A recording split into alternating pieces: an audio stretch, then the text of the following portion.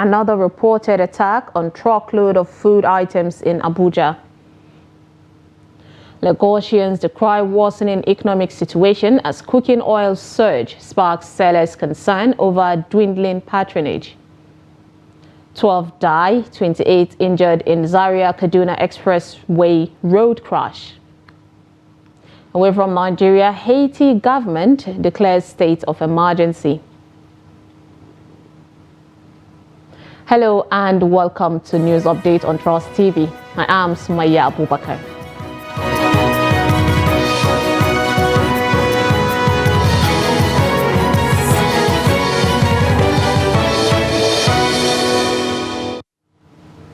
Thanks for joining us. The details.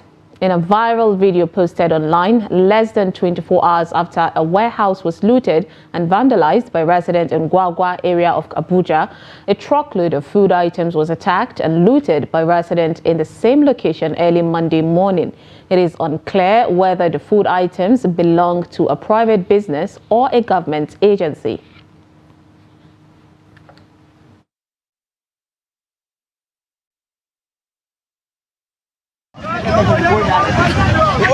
Yes. Yeah, so what is happening this morning? Okay, we are dying of hunger. Yes. So we got to sneak in and find what to eat. That's right. Voting tinubu, we don't know that you are regretting. That's why. We are not scared of this. Is this a government palliative? This is government palliative. All right. This is government palliative. Everything is being, this is gone. This 100 days, I don't know the see, I don't know the finish. They just keep and seize. Keep and seize, rotting, and we are dying. Hungry, they kill people. Yes. That's right.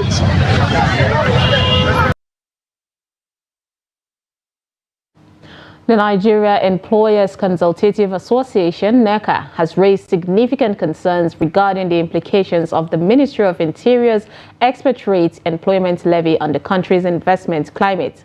NECA, representing the interests of employers across various sectors, has emphasized the necessity for the thorough regulatory considerations before implementing such a tax policy. Now, this caution arises from the potential adverse effects that the levy could have on the ongoing fiscal and monetary reforms undertaken by the federal government. It also says NECA's Director General Adewale Smart Oyerinde underscored the pivotal role of foreign direct investment in driving economic growth and development in Nigeria. He pointed out that the imposition of a levy ranging from $10,000 to $15,000 on employers who engage expatriates could pose significant challenges to attracting and retaining foreign investors. This levy, if enforced without proper regulatory frameworks and safeguards, may not only discourage FDI inflows but also lead to unintended negative consequences for the business environment. NECA expressed concerns about the potential impact of the expatriate employment levy on skills transfer initiatives in Nigeria.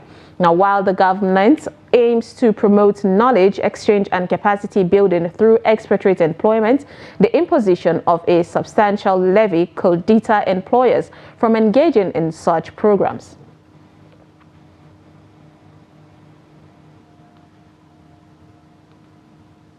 Cooking oils, whether derived from palm or groundnut, serve as indispensable ingredients in Nigeria cuisine.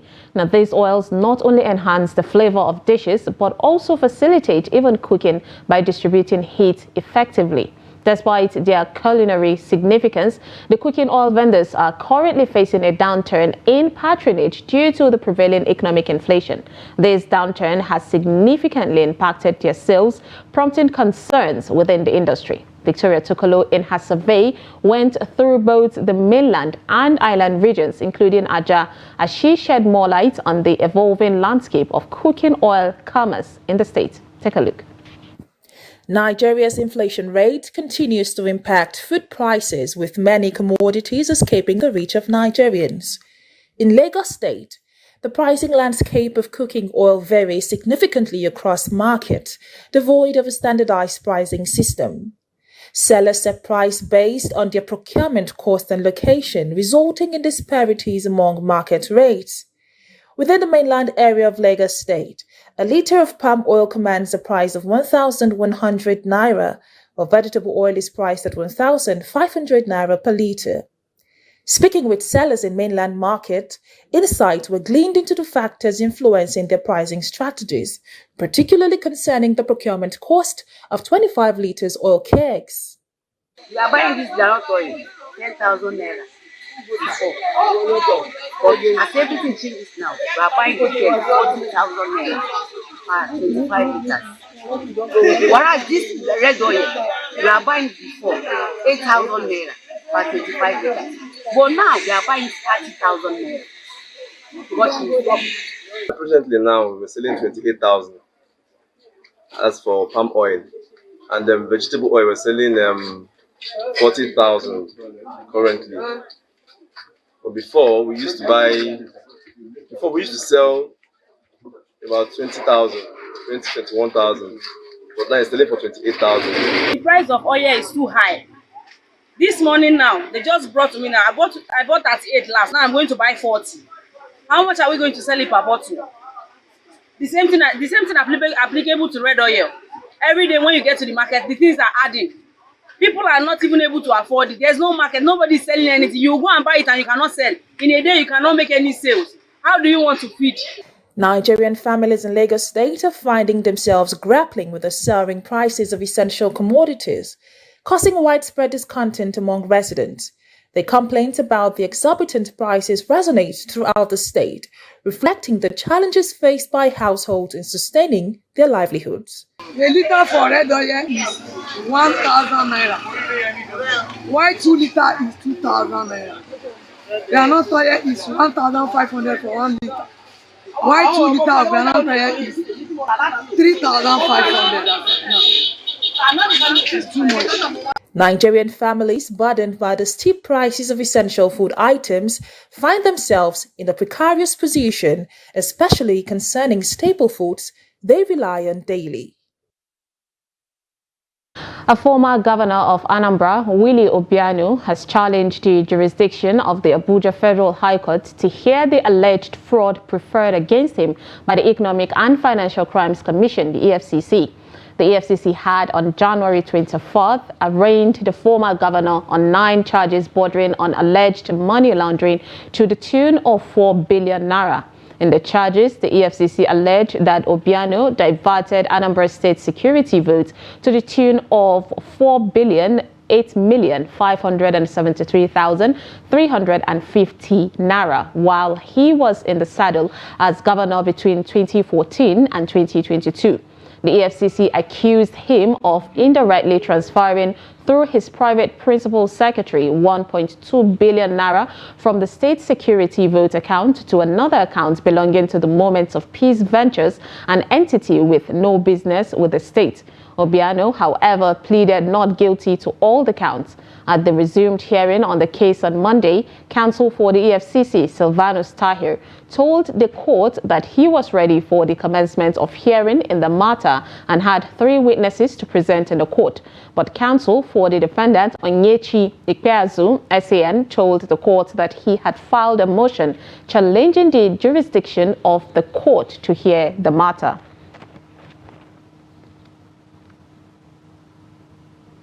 Residents of Ido Seriki along Airport Road in the Federal Capital Territory, Abuja, on Monday protested against an alleged takeover of their land by the Nigerian Navy on Monday. 2 weeks ago, there was tension among the locals and residents following the mounting of the Malaysian signpost by the Nigerian Navy in the area, asking them to vacate their houses. Leader of protesters, Paul Samuel, spoke to newsmen over the alleged takeover by the Nigerian Navy. I will answer your question in 2 ways. The only thing we are aware of is that of Abuja International Airport, Nnamdi Azikiwe International Airport, which it was announced that there was going to be an increment so that they will have their land, airplane ways and all of that. So there was an increment on that land and it ends somewhere there. But as it comes to this other part of the land where we are, we've not had there's any blueprint from anywhere. And if there is, it is subject to going to find out the authenticity of that blueprint. But as of today, we are not aware of any blueprint. We are not aware of any master plan. In fact, this land as it is for now is a buffer zone. Because if there's anybody who is to come as a developer or as for whatever interest, they go through the federal government, then we now go to confirm or to hear from the minister if it is true.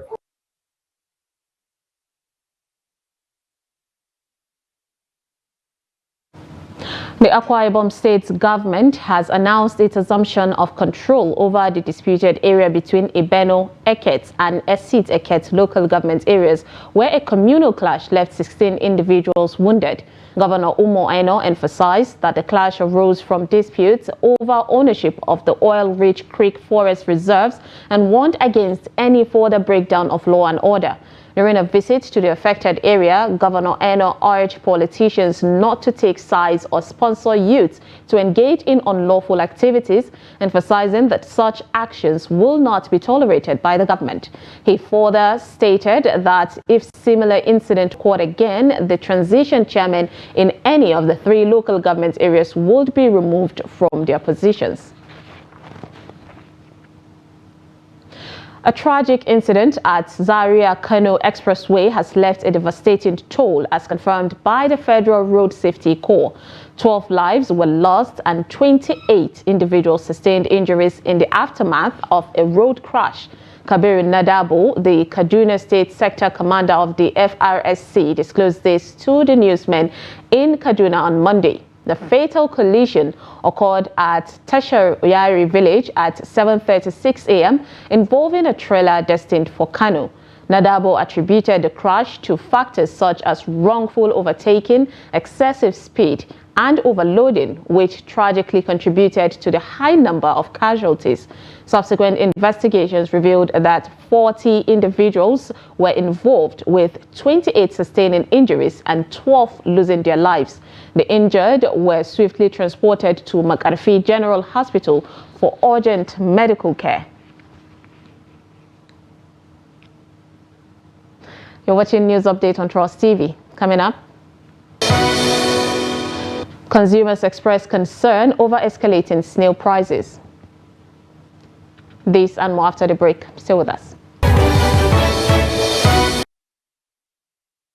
Welcome back. If you're just joining us, this is News Update on Trust TV. Here's a recap of our top stories. We brought you another reported attack on truckload of food items in Abuja. And Lagosians decry worsening economic situation as cooking oil surge sparks sellers' concern over dwindling patronage. Moving on to more stories, the special advisor to the Lagos State Governor on Housing, Barakat Odunuga Bakari, has unveiled plans to introduce a monthly rental scheme in the state, echoing practices observed in other regions worldwide. During a recent press briefing held by the Lagos State Real Estate Regulatory Authority in Ikeja, Lagos, Odunuga Bakari revealed that the implementation of the scheme is slated for completion before the end of 2024 or early in the subsequent year. Explaining the rationale behind the initiative, Odunuga Bakari emphasized the need for a more tenant-friendly rental system, citing the prevalent model of monthly rent collections in many developed countries. Under the proposed scheme, rental charges would be tailored according to tenants' earnings, ensuring greater affordability and flexibility for residents across various income brackets. Addressing concerns about the allocation of funds for the scheme, Odunuga Bakari reassured stakeholders that the earmarked 5 billion naira remained untouched, affirming the government's commitment to realizing this transformative housing policy. Snail meat is considered a delicacy among many Nigerian cultures, boasting numerous nutritional benefits that set it apart from other types of meat. The current economic downturn in the country has significantly impacted its affordability. The price for a large-sized snail has surged to 5,000 naira, a stark increase from its previous range of 850 naira to 1,200 naira. Most of the snails sold in Lagos are sourced from the bush in Ore, Ondo State. Victoria Tokolo visit various snail sellers across Lagos State, of course, for the report as presented from our studio. Take a look. Snails are not only a delicacy enjoyed worldwide, but also a powerhouse of nutrition. They're rich in magnesium. They play a crucial role in maintaining normal blood pressure, strengthening bones, and ensuring a regular heartbeat.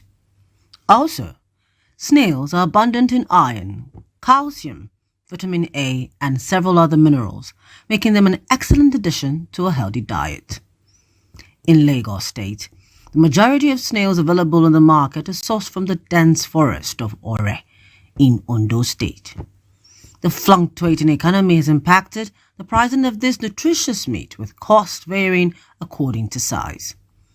A large snail currently retails for 5,000 naira, while a batch of 100 medium-sized snails is priced at 75,000 naira. The jumbo size is 48,000, 20 pieces. The medium size is 37,000, 20 pieces. This one is small one. That 80 pieces dey inside basket. The 45,000. That 80 pieces. This one is 100 pieces. The 75,000 for 100 pieces. This one is 100 pieces. The 60,000. This one is 40 pieces, bigger one. But 20 pieces is 38,000. Like this snail now, if you want to talk about all those kinds of snail, before when we are selling it 700 and one. But now you can see now some weighing here now is 4,500 now. It's costing every day by day, gradually. Speaking with snail consumers, they shared their perspectives regarding the recent increase in snail prices. We bought a snail in a pack, 20. We bought it for 45,000, which is on the rise, compared to the other days, which we just buy it at the rate of maybe 10,000 naira for 20 pieces. So it's on the high side now. So I think if the government can help us in adding, making the fuel to price to come down, the transportation, it will help. It will go a long way. But this snail is so expensive. Based on the country now, this is hard. Now, this snail is supposed to be like 500 naira, 600 naira, or 1,000. And then we are talking about one snail is 5,000 naira. Consuming snail meat offers numerous health benefits regardless of age. Snails provide a wholesome source of nutrition suitable for both men and women, young and old alike. With its ability to regulate blood sugar levels, lower high blood pressure, and absence of fat, snail meat stands out for its exceptional nutrient profile compared to other similar meats. The Lagos State Internal Revenue Service has set a deadline of March 31st, 2024 for the submission of annual tax returns for all individual taxpayers, including self-employed individuals and employees under the Pay-As-You-Earn scheme. Ayodele Subair, the executive chairman of Lagos Internal Revenue Service, made this announcement in a statement released on Sunday as conveyed by Monsurat Amasa Oyelude, the head of corporate communications. Subair underscored the importance of complying with the deadline, stating that it aligns with the provisions outlined in the Personnel Income Tax Amendment Act 2011. He urged all individual taxpayers in Lagos State to fulfill their tax obligations by submitting their returns on time to avoid penalties and other legal consequences. Furthermore, Subair emphasized that tax returns should be exclusively submitted through the LIRS e-tax portal. He highlighted the portal's benefits, including ease of use, convenience, and security, and stressed that all taxable entities within Lagos State must register on the e-tax portal to facilitate the submission process. From the foreign scene, Haiti's government on Sunday declared a state of emergency and a nighttime curfew in a bid to quell a wave of violence sparked by a gang assault on the capital city's main prison that allowed thousands of inmates to escape. The government said in a statement that the state of emergency and 6 p.m. to 5 a.m. curfew would be effective from Sunday to Wednesday, March 6th. Both measures would apply to the Quest region, which includes the capital Port-au-Prince, and would be subject to renewal. The government said the objective of the measures would be to allow it to reestablish order and take the appropriate measures to take back control of the situation. Economy Minister Patrick Michel Boisvert signed the statement as the country's acting Prime Minister. The Prime Minister Ariel Henry was in Kenya last week to sign an agreement to deploy police from the East African country to lead a UN-backed law and order mission to the gang-plagued Caribbean nation. U.S. Vice President Kamala Harris called for an immediate ceasefire in the Israel-Hamas conflict on Sunday, urging both sides to accept a proposed 6-week ceasefire deal. She also criticized Israel for what she deemed as insufficient aid deliveries into Gaza. Harris' remarks represent the strongest stance taken by a U.S. administration official on Israel since the conflict began. President Joe Biden faces mounting pressure over his support for Israel amidst a rising civilian death toll in Gaza. A senior U.S. official indicated on Saturday that Israel had broadly accepted the proposed ceasefire deal. The agreement would entail a 6-week halt in hostilities if Hamas agrees to release the most vulnerable hostages it holds. The Israeli army reports that 130 hostages remain in Gaza, with 31 believed to be deceased. Israel's military response has led to approximately 30,410 deaths, primarily among women and children, according to the Hamas government's Ministry of Health. In her statement, Harris called on the government of Prime Minister Benjamin Netanyahu to take immediate measures to enhance aid delivery into Gaza. Given the immense scale of suffering in Gaza, there must be an immediate ceasefire. For at least the next 6 weeks, which is what is currently on the table. This will get the hostages out and get a significant amount of aid in. This would allow us to build something more enduring, to ensure Israel is secure, and to respect the right of the Palestinian people to dignity, freedom, and self-determination. Hamas claims it wants a ceasefire. Well, there is a deal on the table. And as we have said, Hamas needs to agree to that deal. Let's get a ceasefire. Let's reunite the hostages with their families. And let's provide immediate relief to the people of Gaza. In sports, the Boston Celtics trashed the Golden State Warriors 140-88 as they extended their winning streak to 11 games. Jason Tatum, on his 26th birthday, scored 27 points for the Celtics, who are top of the Eastern Conference, and teammate Jaylen Brown added 29 points. The victory meant the Celtics became the first franchise in NBA history to win 3 games by 50 or more points in the same season. The hosting Celtics, who now have a 48-12 record, led 82-38 at halftime, and both sides rested some of their star players for the second half.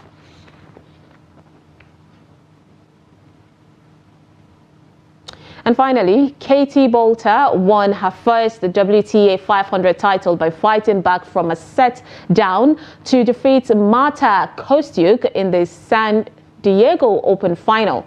The 27-year-old Briton won 57, 5-7, 6-2, 6-2 in the biggest triumph of her career so far. After a close first set, Bolter dominated Ukrainian Kostyuk to secure a victory that lifted her to a career-high ranking of 27th in the world. Bolter converted 7 to her 11 break points and also saved 7 at the 11 that she faced. She recovered from 5-2 down to the first set to get back to 5-5, saving 5 set points in the process. But Kostyuk also took the opener when the Briton doubled faulted. Bolter's only other WTA tour was won at last year's Nottingham Open, a WTA 250 event. And with that, we have come to the end of News Update on Trust TV. Do not forget to follow us across all our social media platforms. I am Sumaya Abubakar. Thanks for watching.